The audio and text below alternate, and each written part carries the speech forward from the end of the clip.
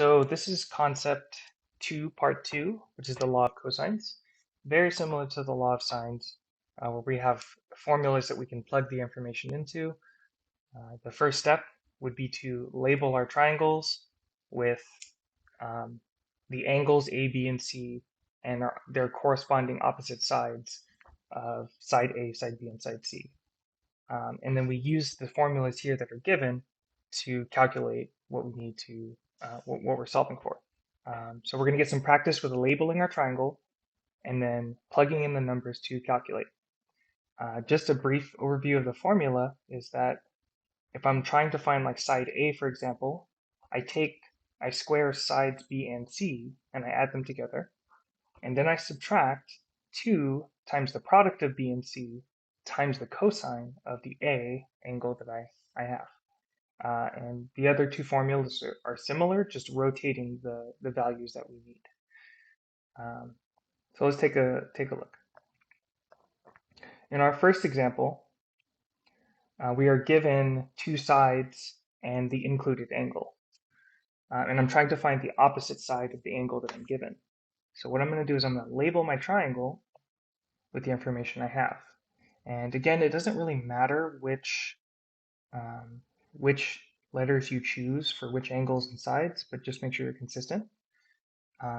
But just to make things easy, I'm going to make that angle A, this angle B, and this angle C. And that means this is side A, side B, and side C. So from above, we're going to use this equation right here, because this allows us to find side A, which is what we're looking for. So I'm going to write A squared is equal to B squared plus C squared minus 2 times the product of B and C times the cosine of my angle A. So this is the information I'm given, and it's going to help me calculate what I need to find. Now my side A is x. So I'm going to have x squared. My B is 7, so I have 7 squared plus c squared, which is 12 squared, minus 2 times 7 times 12 times the cosine of my angle A, which is 65. So from here, I'm going to simplify a little bit to make my calculation easier in my calculator. So this is 49, and 7 squared is 49, and 12 squared is 144. And if I do 2 times 7 times 12, I get 168 times the cosine of my angle 65. Now from here, you could simplify this further. You could add 49 and 144 to get 193.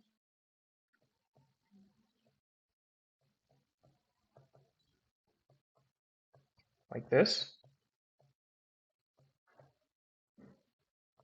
Now from here, you would just go about putting this into your calculator and make sure that your calculator is in degrees, not radians, because we're working with 65 degrees as an angle. So just make sure that's the case. And you go to put this in your calculator, and you get approximately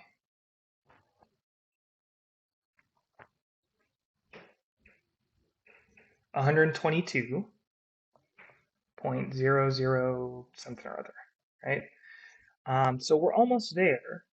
We still need to find x, and I have x squared. So what I need to do is I need to find the square root of both sides. So when I find the square root of both sides, again, take that in your calculator, you should get around 11.0. So approximately 11.0. It says round to the nearest tenth. It's like 11.045 or something, so you just leave it as 11.0. So a lot of it is just calculator work, but it's plugging in the numbers in the correct places. Let's try again with another problem.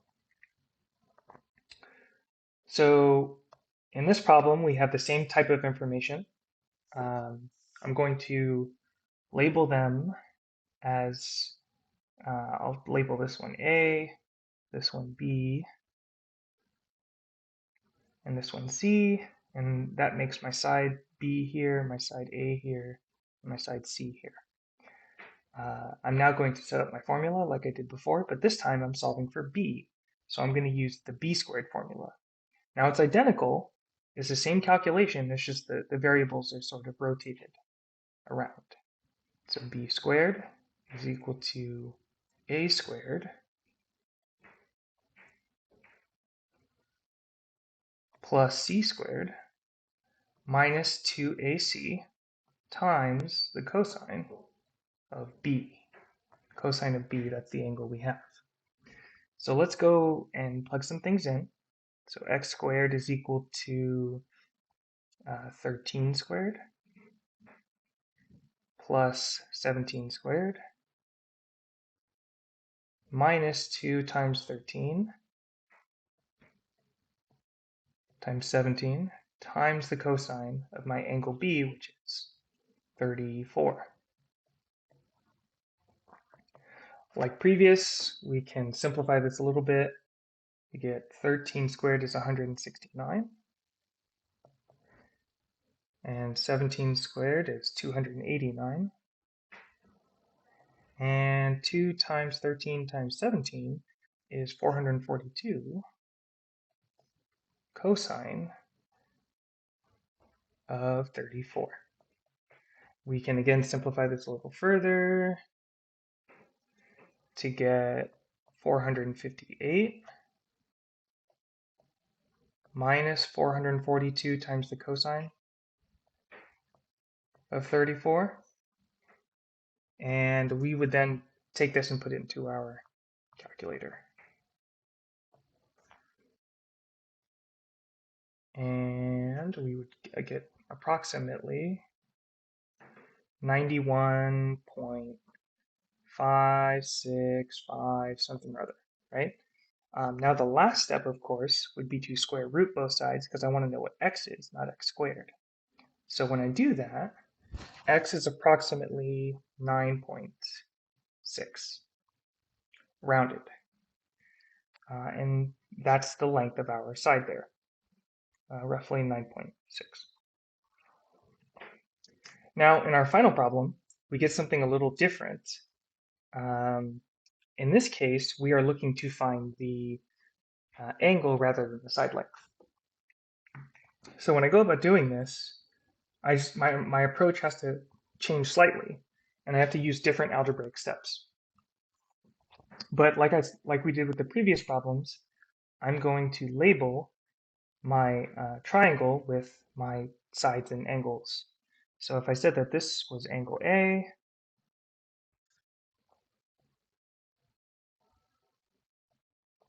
and this is angle B, and this is angle C, this makes side A, side B, and side C. Now, I want to use the formula that has the angle A in it. So if I look back at my formulas, I see that my blue equation, my first one, is has cosine of A in it. So that's what I'm going to use. So if I write out my formula as A squared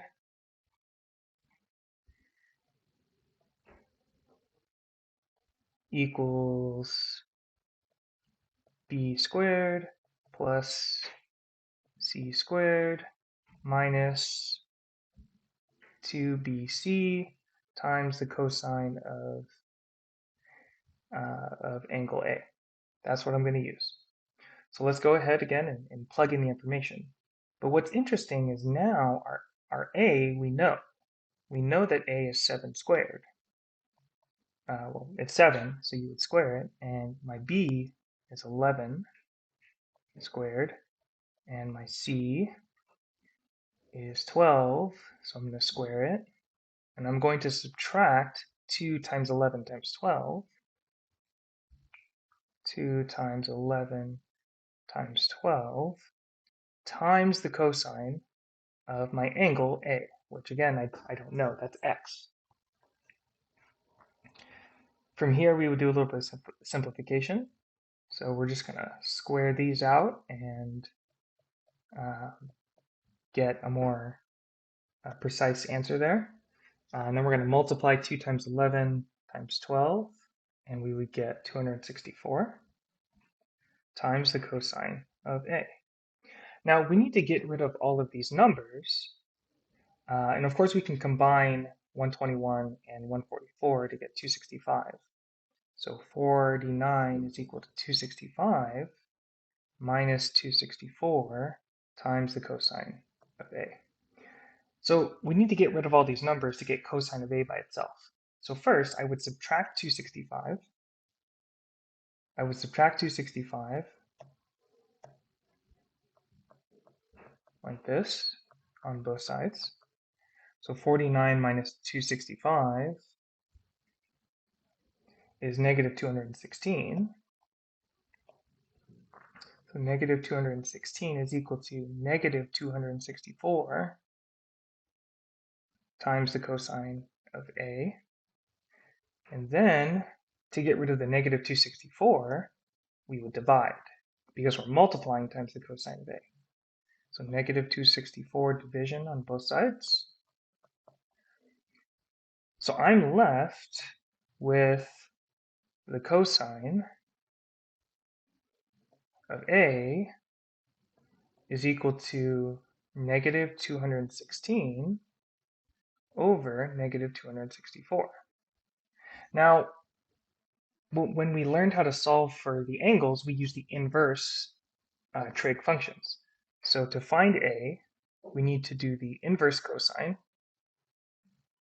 of this whole fraction, right? And since they're both negative, it just turns into a positive. You could reduce this if you want to, but you don't need to. And if you were to put this in your calculator, you would get approximately 35 degrees. 35 degrees. So that is the measurement of the angle in the triangle. It's 35 degrees. So we saw two basic methods, and whether you're calculating the side length or the angle. So your methods change slightly, but you're working with the same information.